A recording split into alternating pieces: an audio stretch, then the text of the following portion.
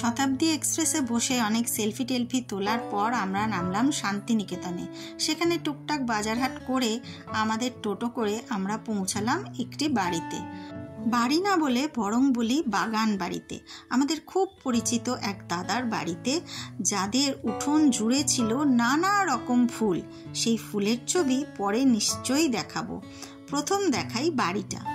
বাড়িতে ঢুকে এত সুন্দর সাজানো গোছানো একটা বসার জায়গা, খাওয়ার জায়গা আর শোয়ার জায়গা পেয়ে মনটা আনন্দে নেচে উঠল। যেদিকে তাকাই সেদিকেই সুন্দর করে সাজসজ্জা করা।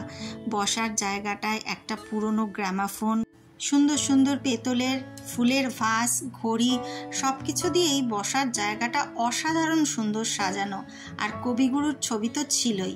হিয়া এত খুশি হয়েছে এই সাজানো গোছানো বাড়িটা দেখে যে ওর মনে আনন্দ আর ধরে না। আমি চলে গেলাম রান্নাঘরটা দেখতে। রান্নাঘরটাতেও থরে থরে জিনিস অপূর্ব সুন্দর করে সাজানো ছিল। দেখে একদম মন ভরে গেল। বাগান, বারান্দা, ঘর, শোয়ার ঘর, খাওয়ার ঘর এবং রান্নাঘর এবং বাথরুম সব মিলিয়ে একেবারে আমাদের মন খুশি করা একটা বাড়ি পেয়ে গেলাম। পেয়েছি আমার সেই পরিচিত দাদার দৌলতে। সেই দাদা আমাদের অনেক কালের বন্ধু, মানে আসবো করেও আসা হয় না, তো এবারে এসেছি আর মন ভরে বাড়িটা উপভোগ করছি। চারদিকে বাগান দেওয়া বাড়ি দেখলে কার না মনটা ভালো লাগে বলুন তো। আজকে সেই বাগান দেওয়া বাড়িটা আপনাদের ঘুরে ঘুরে দেখাই চলুন। এটা বারান্দা। রান্নাঘরটা আর বসার ঘরটা তো আগেই দেখালাম। এটা হচ্ছে বারান্দা। হিয়া বলছে এখানে বসে সারাদিন আমি নাচ গান করব আর গল্প করব, তার সাথে বাগান দেখব। আর ওই যে দোলনা দেখা যাচ্ছে, ওটা তো হিয়ার সব থেকে পছন্দের একটা জিনিস। এখানে এসে মন ভরে একটু দোল খাবে, সেটারই প্ল্যান করছে। তারপরে আমরা বাগান টাগান দেখে চলে গেলাম একটু চা করব বলে চা খেতে। রান্নাঘরে গিয়ে দেখলাম লাউ পালার কাপের সেট থেকে শুরু করে চিনি, চা পাতা ভরা, গুঁড়ো দুধ ভরা সব কৌটোতে কৌটোতে, এমনকি বিস্কুটটাও ভরে রেখেছিলেন দাদা। এত সুন্দর করে রান্নাঘরের অ্যারেঞ্জমেন্টটা ছিল যে আমার কোনো কিছু নিয়েই কোনো কথা বলতে হলো না। ভাবছিলাম বাজার দোকান কেনই বা করে আনলাম। আর এই যে ঘর, এই ঘরটা হচ্ছে আমরা যে ঘরটায় ছিলাম তার পাশে একটা এক্সট্রা ঘর, এটা আমাদের লাগেনি। আর এটা হচ্ছে আমাদের বেডরুম। আমাদের শোয়ার ঘরের যে বেডটা, সেই বেডটা বেশ বড় বেড ছিল, কিন্তু তবুও আমরা বাড়িতে যেরকম ডাবল বেডের খাটে আমি আর কর্তা শুই আর পাশে একটা সিঙ্গেল বেডে মেয়ে শুই, সেরকমই আমরা বলেছিলাম যে আমাদের একটা সিঙ্গেল বেডও লাগবে। কিন্তু সেই জন্যে দাদা ব্যবস্থা করে রেখেছিলেন একটা সিঙ্গেল বেড, যেটা শুধু হিয়ার জন্যে। আর আলনাটা দেখুন কি সুন্দর আলনাটা, এত ভালো লেগেছে আমার আলনার সিস্টেমটা। ছোট্ট জায়গার মধ্যে দারুণ সুন্দর আলনা। আর হিয়া দেখাচ্ছে চলুন পিছনের বারান্দাটা। এটা বাড়িটার পিছন দিকের বারান্দা, যার বাইরেটা সবুজে সবুজ, একদম পুরোটাই গ্রিনারি। এটা একটা বড় মাঠ, তার মধ্যে অনেক বড় বড় গাছপালা। আর বাড়িটার ভেতর যে কত রকম গাছপালা সেটা না দেখিয়ে না ঘোরালে আমার তো শান্তি নেই। আপনাদের অবশ্যই দেখাবো আজকে আমরা কোথায় পৌঁছালাম আর কি বাড়িটায় কি কি আছে আশেপাশে, সেটুকুই খালি দেখালাম। ব্যাস, হিয়ার তো মহানন্দ। 2 দিন আরাম করে ছুটি কাটানো যাবে। ঢুকে পড়েছে ঘরে আর ঢুকেই নাচতে শুরু করেছে, কারণ বাড়িটা ওর ভীষণ ভীষণ পছন্দ হয়েছে। আর বাবাইকে বলছে আমাদের বাড়িটাও এরকম সুন্দর করে সাজিয়ে দে, তাহলে আমি আর কিচ্ছু চাইবো না। ও খুব সাজিয়ে গুছিয়ে সুন্দর করে থাকতে ভালোবাসে, সেই জন্যে এত পরিষ্কার পরিচ্ছন্ন বাড়ি দেখে ওর মনটা ভরে গেছে। তারপরে সেই দাদার সাথে বসে বেশ কিছুক্ষণ আমরা সবাই মিলে গল্প করলাম। অনেক দিনের গল্প জমেছিল, সেই গল্পগুলো হলো। আর বাড়ি মেনটেন করা সব কিছু নিয়েই গল্প হলো। আর ওখানে আমাদের কিছু কাজ ছিল, সেই কাজ নিয়ে গেছিলাম, আপনাদের আগেই বলেছি। সেই কাজের কথাও কিছু হলো।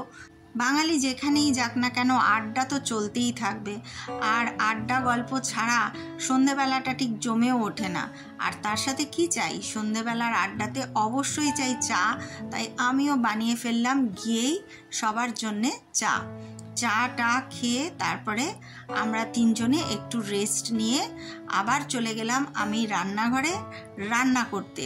তবে আমি বললাম রান্নাটা একটু বাদে শুরু করছি, কারণ আগে গা ধুতে হবে, এত গরম আর ট্রেন জার্নি করে এসে ভালো লাগছিল না। হিয়া খেলো ট্রেনে দেওয়া শতাব্দী এক্সপ্রেসের সেই খাবারগুলোই, একটু গরম করে দিলাম, ট্রেনে খেতে পারেনি, বলল বাড়ি গিয়ে খাবো, তাই জন্যে বাড়ি ঢোকার পরে এগুলোকে গরম করে দিলাম আর ও খেতে বসলো।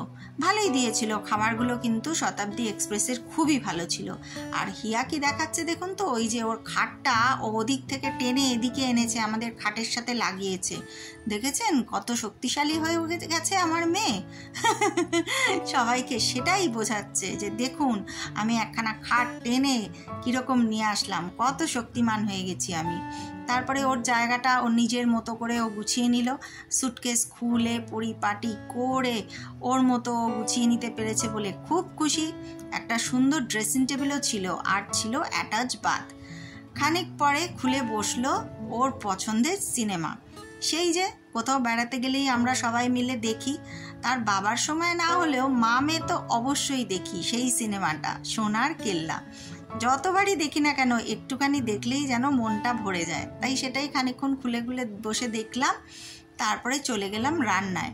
শান্তিনিকেতনে সেদিন বৃষ্টি পড়েছিল, তাই খিচুড়ি রাঁধলাম, আর নিরামিষ ডেও ছিল, শনিবার, তাই ভাবলাম যে এই খিচুড়িটাই আমাদের পক্ষে আজকে একদম পারফেক্ট হবে। বাইরে বেশ ঝিরঝির করে বৃষ্টি পড়ছে, আর তার সাথে খিচুড়ি আর একটু আলুর তরকারি, ওই আলুর দমের মতো করেই করবো আর কি। ব্যাস খানিকটা পাঁপড় ভেজে নেব, হয়ে গেল রান্নাবাড়ি শেষ। আর কোথাও থেকে গিয়ে বেশি খেতে ইচ্ছেও করে না। রান্নাঘরটা এত সুন্দর গোছানো যে মন ভরে যাচ্ছিল, আর বাসনপত্র সমস্ত কিছু মাজা ধোয়া, জায়গার জিনিস জায়গায়, যেটা দেখলে যে কোনো রাঁধুনিরই খুব ভালো লাগবে। কোনো জিনিস চাইতে হচ্ছিল না যে এটা নেই ওটা আমার লাগবে। দাদা একেবারে সুন্দর ব্যবস্থা করে রেখেছিলেন যাতে আমাদের কোনো রকম অসুবিধা না হয়। হালকা পাতলা মশলা দিয়ে একটু আলুটা ছোট ছোট করেই কেটেছিলাম, করে আলুর দমটা করে নিলাম। নিরামিষ করে আলুর দম করলাম, কারণ কর্তা শনি, মঙ্গলবার আর সোমবার আমিষ তো খায় না, তাই নিরামিষই করতে হয়। আমরা যদিও মাছ মাংস খাই, কিন্তু সেদিন আর ইচ্ছে হলো না। কোথাও থেকে গিয়ে তিনজনের জন্য একরকমই করে ফেললাম, আবার আলাদা আলাদা করে করাটা ঝামেলা, তাই পাঁচমিশালি ডাল দিয়ে একটা খিচুড়ি বানালাম, আর তার সাথে আলুর তরকারি বা আলুর দম যেটাই বলুন না কেন। আমি একটু টমেটো পিউরে নিয়ে গেছিলাম, যাতে প্রথম দিন গিয়েই তো আর বাজার দোকান সবজির দোকানে সব পাবো এমন আশা করা যায় না। ওখানে গুছিয়ে বসে হয়তো পরের দিন বাজারটা করব, তাই রান্না করতে আমার সুবিধেই হলো। কয়েকটা জিনিস যেমন গুঁড়ো দুধ, টমেটো পিউরে এগুলো নিয়ে গেছিলাম। এর মধ্যে আমার পাঁপড়টাও ভাজা হয়ে গেছে। চলুন ডাইনিং স্পেসে রেখে আসি। টেবিলটাও কি পরিচ্ছন্ন করে গোছানো দেখুন। কোথাও গেলে, মানে বিশেষ করে বাড়ির বাইরে গেলে এত সুন্দর পরিচ্ছন্নতা দেখলে বড্ড ভালো লাগে, কারণ ঘরে আমরা এভাবেই থেকে অভ্যস্ত। আর হিয়া রানী মহা খুশি তার চিপসের প্যাকেট পেয়ে। সে তখন চলল ঘরে একটু ওম্মার সাথে গল্প করতে। ওম্মা হচ্ছে আমার মা।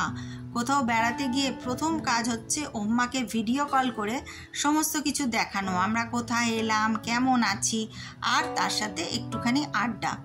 আমি এদিকে রান্নাটা সারছি, আর হিয়ার বাবাই স্নানে গেছে। স্নান টান করে ফ্রেশ হয়ে একটু পুজো আচ্চা করে তারপরে সে বিশ্রাম নেবে। চলো আমি দেখাই কি কি আর আছে রান্নাঘরে। একটুখানি ঘি নিয়ে এসছিলাম সাথে, ভাগ্যিস তাই খিচুড়িটাই দিতে পারলাম। আসলে ভেবেছিলাম ফিরে মানে ঘরে ঢুকে আর কি একটু ডাল আর কোনো একটা সবজি করে নেব, কিন্তু কর্তাই বলল খিচুড়িটাই বসিয়ে দাও, বৃষ্টি যখন হয়েছে তাহলে খিচুড়ি খাওয়া যাক। বাঙালি বৃষ্টি পড়লেই খিচুড়ি খাবে, কি যে একটা খিচুড়ির মাহাত্ম্য আছে বৃষ্টির সাথে জানি না, তবে খেতে কিন্তু ভালোই লাগে। তো আমি সেই জন্যেই খিচুড়িটা বসিয়ে দিয়েছি, আর ঘিটা সঙ্গে ছিল বলে আরও সুবিধে হলো। তারপরে কর্তা একটু বিশ্রাম টিশ্রাম নিয়ে চলে এলো জল ভরতে। জল ভরার তার এখানে যেমন করছে ওখানেও কাজ। যখন আমরা কলকাতায় থাকি তখন সেই কিন্তু অ্যাকোয়াগার্ড থেকে আমাদের সারা বাড়ির সবার বোতলে জল ভরে দেয়। অফিস থেকে ফিরে এই কাজটা সে রেগুলার করে।